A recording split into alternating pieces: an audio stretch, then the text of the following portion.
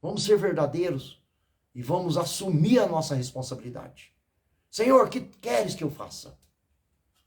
Isaías, eis-me aqui. Né? Quando Gideão é confrontado ali com o anjo, ele de frente do anjo.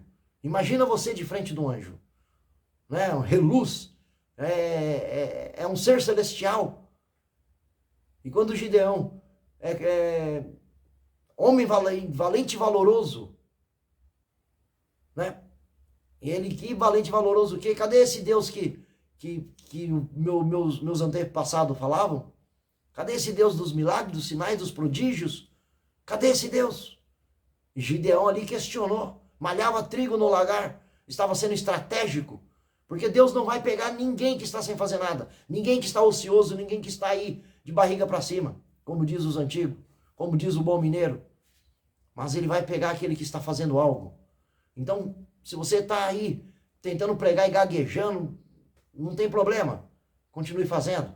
A capacidade vem do Senhor. Você não sabe orar, não tem palavra de oração, acha que não sabe? O que importa é a tua sinceridade.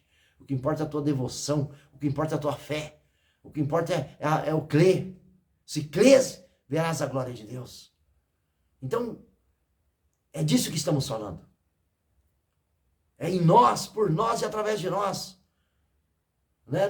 Deus não espera que nós fazemos a parte dele, mas ele quer que nós sejamos veículos dele. Nós somos eleitos como os teus servos, como os teus filhos, na família, na grande família de Deus. Ele nos comprou a um preço. E hoje somos servos desse Senhor. E Jesus, Senhor quer dizer Kyrios, em grego, né? Na tradução. E Kyrios é Senhor, ou seja, no tempo da escravatura, só fazia tudo que o Senhor mandava, ou seja, o Senhor tem domínio total sobre esse servo.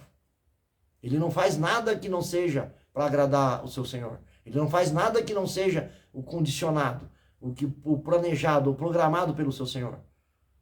Mas será que estamos nessa dependência?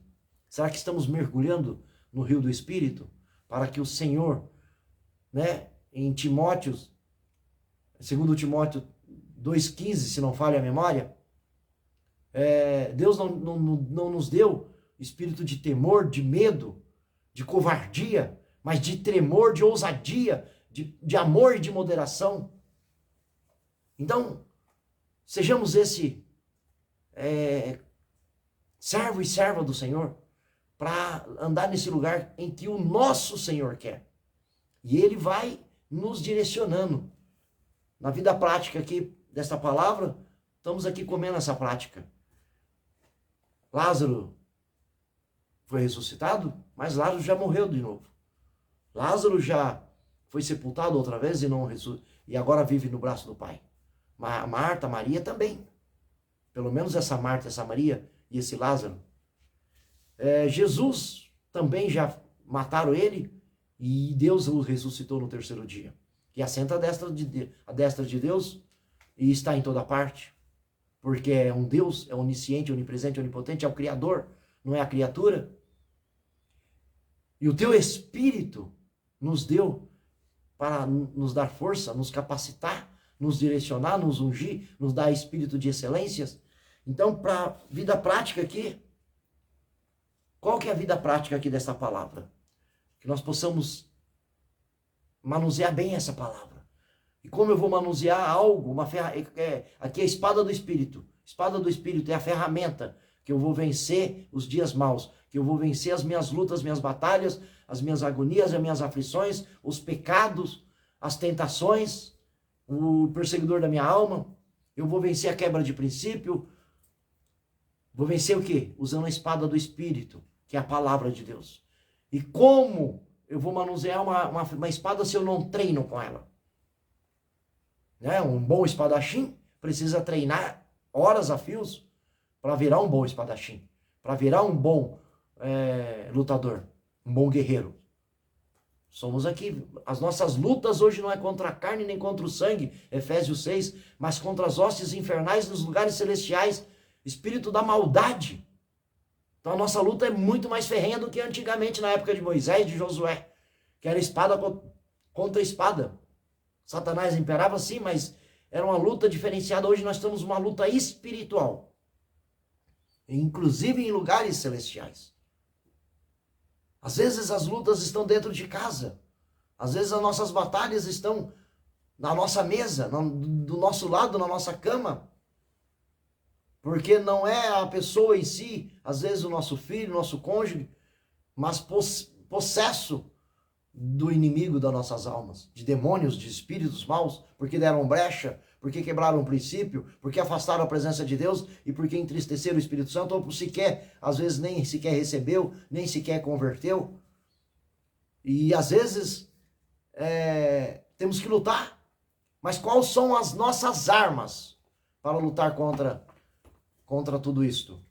A palavra, a espada do Espírito, a oração, a intercessão, a ação de graça, a súplica, o jejum, a consagração.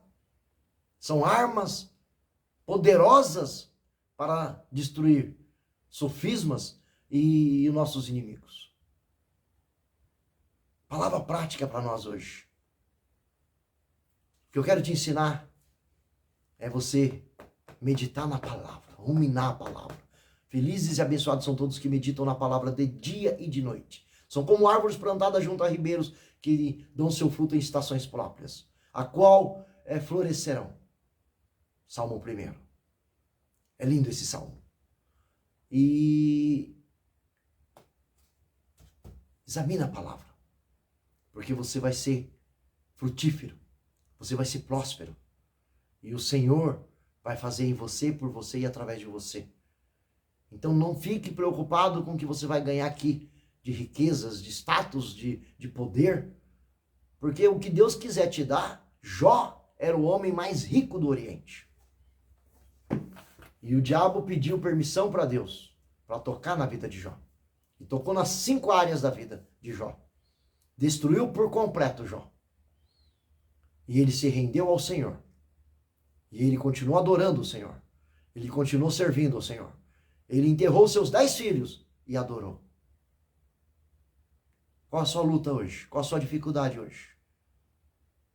Já pensou se Deus quiser fazer de você um Jó? Já pensou? Ele é soberano. Ele abate rei e levanta rei. Ele entroniza e destroniza. As nações, os governantes, todos esses países, Inglaterra, Índia, esses países ricos, milionários, primeiro mundo, segundo mundo, terceiro mundo e que você aí, Canadá, acha que são grandes vantagens e tem seus valores, é claro, mas para Deus é como uma gota de água num balde. É insignificante, é nada. Está tudo na mão do Senhor. Está tudo na mão desse nosso Deus. O querer, o agir, o efetuar. E Ele revelaste isto para mim e para você. Nós que somos pequeninos. Revelaste todo esse plano da salvação. Medita nessa palavra. Peça a Deus para te dar entendimento, te dar sabedoria. E tire um tempo. No começo vai ser difícil. No começo você vai ter que lutar contra você mesmo. Uma criança, bebezinho, aprende andando, começa engatinhando, não é fácil para ela.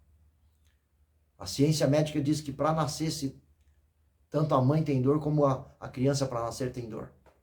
Existe uma briga embrionária para fecundar o feto. Não pensa que tudo vai ser, que o evangelho, que a vida espiritual vai ser sem luta. O céu é tomado à força. Acredite nisso. O caminho é estreito.